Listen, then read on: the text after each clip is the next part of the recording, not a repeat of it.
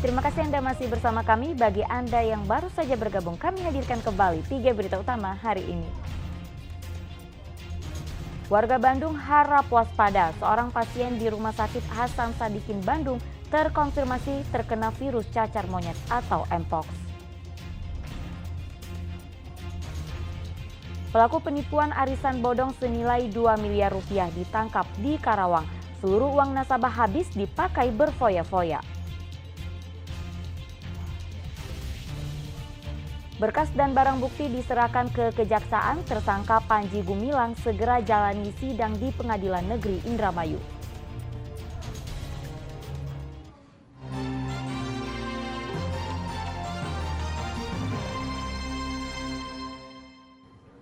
Korban tewas akibat keracunan minuman keras oplosan di Jalan Cagak Subang Selasa dini hari bertambah menjadi 13 orang.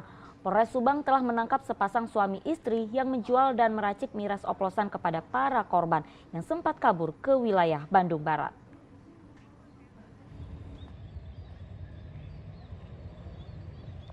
Arif, warga desa Jalan Cagak Subang yang keracunan miras oplosan akhirnya meninggal dunia Selasa dini hari. Ia menjadi korban ke-13 yang tewas akibat keracunan miras oplosan. Korban sebelumnya masuk ke rumah sakit pada Senin sore, namun kondisinya semakin menurun hingga mengalami sesak nafas hingga gagal nafas dan akhirnya dinyatakan meninggal dunia. Selain itu masih ada 2 orang lainnya yang dirawat dalam kondisi kritis. Tadi subuh juga warga kami ada yang masuk kembali 1 orang. Jadi yang sekarang totalnya yang kritis itu ada 2 orang di RSUD Cereng. Kemarin sore masuknya, kemudian langsung ditindaklanjuti oleh pihak RSUD Cereng di IGD. Tapi kondisinya semakin melemah dan tadi subuh meninggal dunia. Sehari sebelumnya, seluruh jenazah korban pesta miras oplosan telah diambil oleh keluarga masing-masing di kamar jenazah RSUD Subang untuk dimakamkan. Sedang aparat Polres Subang melakukan olah TKP di warung penjual miras di desa Jalan Cagak. Polisi menyita sisa miras yang dikonsumsi oleh para korban untuk diteliti di laboratorium, sedang 2 orang pemilik warung kabur. Menurut Polres Subang, minuman keras oplosan yang menewaskan belasan orang tersebut diduga dibuat dari alkohol murni, pewarna, dan minuman energi. Campuran inilah yang ditemukan polisi saat melakukan olah TKP di warung tempat para korban membeli miras. Kita mengamankan pada saat di TKP itu ada alkohol, bahkan alkohol murni, terus juga ada pewarna dan suplemen. Mungkin itu menjadi campuran minum oplosan. Sedang menurut keluarga, salah satu korban meninggal dunia, Muhammad Rizky Hadiza, korban tewas setelah minum miras oplosan bersama temannya, anggota klub sepeda motor. Korban sempat dirawat di RSUD Subang sebelum tewas. Korban yang selama ini tinggal bersama kakek dan neneknya terbawa pergaulan klub sepeda motor sehingga ikut mengkonsumsi minuman keras. Jualan dari Kalijati, banyak ke bawah pergaulan, rupanya kumpul. Jadi dengan Vespa, rombongan Vespa. Semuanya rombongan Vespa yang berhasil di sekarang. Kurang dari 24 jam, polisi membekuk suami istri pemilik warung yang menjual sekaligus mengoplos minuman keras, Natali Naibaho dan istrinya Rita Hediani yang sempat kabur ke Bandung Barat. Dari penyidikan, tersangka telah menjual miras oplosan tersebut sejak 6 bulan lalu. Para korban minum miras oplosan setelah menghadiri hajatan pernikahan di Sagalaherang, Kaler yang dibeli di warung milik kedua tersangka. Didapatkan info bahwa korban tersebut sebelumnya bersama-sama minum minuman keras oplosan di tempat pernikahan rumah kediaman Bapak inisial E, alamat Kampung Cipulus, Sagalaherang, Kaler. Hasil pengembangan selanjutnya pada malam hari itu, kami mendatangi lokasi yang diduga menjual minuman keras oplosan, yaitu yang berlokasi di kios milik N. Calon tersangka saat itu melarikan diri. karena takut 2 orang tersangka yang diamankan di daerah Bandung Barat. Atas perbuatannya, kedua tersangka dijerat pasal 204 KUHP dan pasal 146 junto pasal 140 Undang-Undang Nomor 18 Tahun 2012 tentang pangan dengan ancaman hukuman 15 tahun penjara. Zainal Arifin melaporkan dari Subang. Sementara itu, pelaku penipuan arisan bodong di wilayah Cilamaya, Karawang akhirnya ditangkap polisi. Tersangka menjanjikan pengembalian uang arisan berkali lipat, namun akhirnya macet. Hampir 2 miliar uang nasabahnya digunakan tersangka untuk berfoya-foya. Akmah, warga Kecamatan Cilamaya, Karawang ini ditangkap anggota Satuan Reserse Kriminal Polres Karawang di sebuah kontrakan di wilayah Johar, Kelurahan Karawang Wetan. Setelah diadukan, puluhan warga telah melakukan penipuan berupa arisan bodong di wilayah Cilamaya Kulon, Cilamaya Wetan, dan Tempuran. Tersangka awalnya mengadakan arisan dengan iming-iming pengembalian yang besar, sehingga para korban tertarik menyetorkan uang hingga ratusan juta rupiah. Membuat sebuah arisan fiktif yang namanya get arisan. Ya. Get arisan. Modus operandinya adalah yang bersangkutan itu menawarkan kepada para korbannya itu untuk supaya menyetorkan sejumlah dana yang nanti akan dikembalikan ketika mendapatkan arisannya itu bisa berkali-kali lipat. Misalnya 3 juta yang disetorkan, itu nanti sekitar 3 atau 4 minggu kalau mendapatkan arisan itu bisa mendapatkan 5 juta. Nah, ini bervariasi dari yang terkecil tadi 3 juta sampai dengan 300 juta.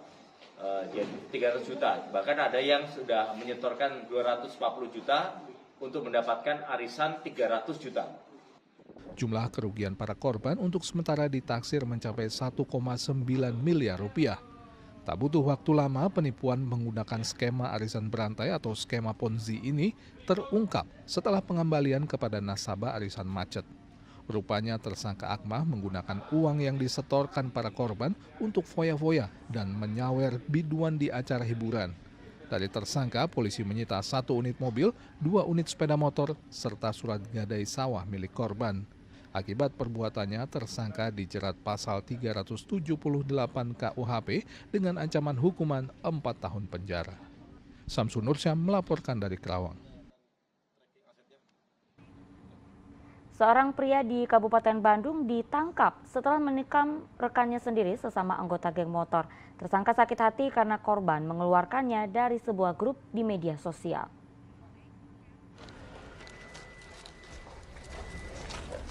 7 jam usai membunuh rekannya, polisi menangkap pria berinisial TO di kediamannya di kawasan Bojong Malaka, Kecamatan Bale Endah, Kabupaten Bandung, Senin lalu. Tersangka nekat menghabisi nyawa A, rekannya sesama anggota geng motor, karena sakit hati dikeluarkan dari sebuah grup di media sosial. Marah, tersangka langsung mendatangi rumah kontrakan korban dan melukai korban dengan pisau yang selalu dibawanya hingga meregang nyawa. Tersangka sempat beradu mulut dengan korban sebelum peristiwa pembunuhan itu terjadi. Namun, tak seorang tetangga pun mendengar perkelahian mereka. Warga menemukan korban tergeletak bersimbah darah di kontrakannya. Iya, grup WA-nya geng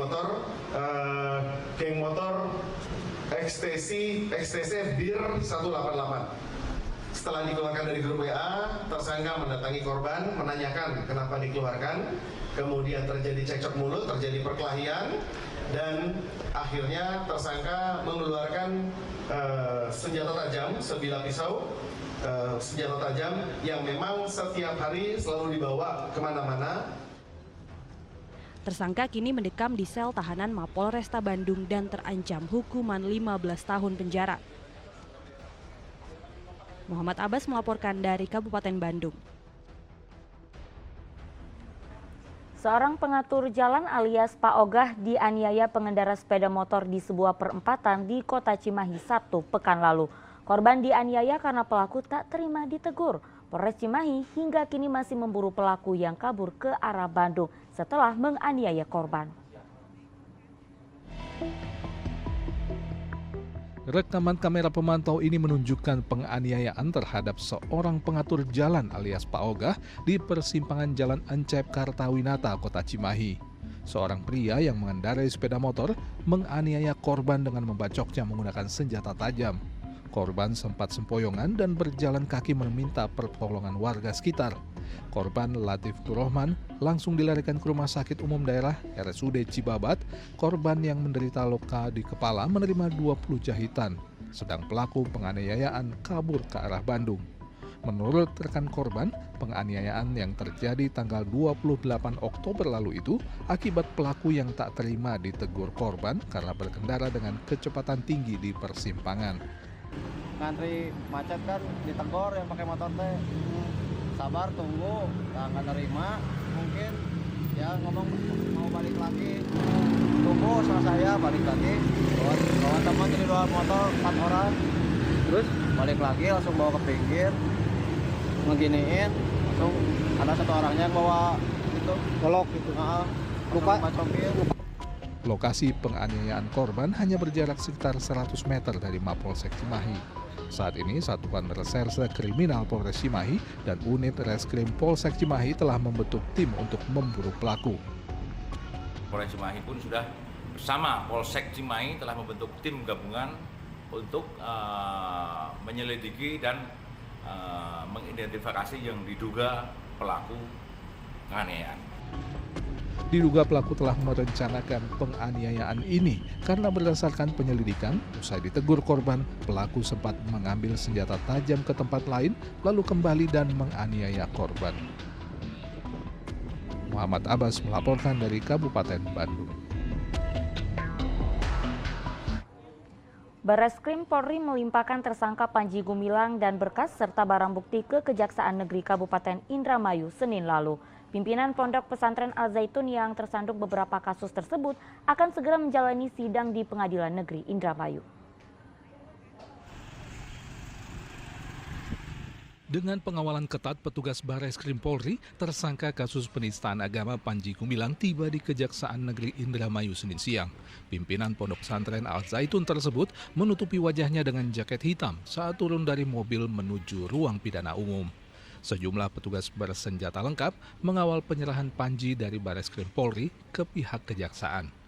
Selain menyerahkan Panji Gumilang, petugas juga melimpahkan berkas tahap 2. Pelimpahan tersebut disertai dengan sejumlah barang bukti berupa dokumen, rekaman visual hingga barang bukti elektronik lainnya. Bukti-bukti tersebut berkaitan dengan kasus penistaan agama. Dengan penyerahan ini, kasus penistaan agama yang menjerat Panji Gumilang akan segera disidangkan di Pengadilan Negeri Indramayu. Kita melakukan pemeriksaan formil material terhadap yang bersangkutan, kondisi yang bersangkutan juga dalam keadaan sehat. Kemudian setelah tim Kejagung tadi melakukan pemeriksaan, yang bersangkutan kita titipkan sementara dengan status penahanan jaksa di Lapas Indramayu untuk 20 hari ke depan. Seperti itu. Kira-kira nanti untuk persidangan gimana?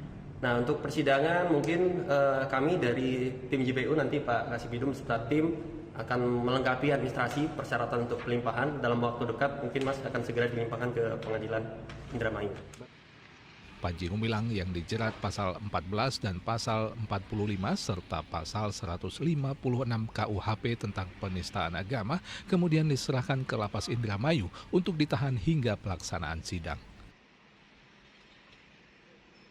Maruli Habibi melaporkan dari Indramayu.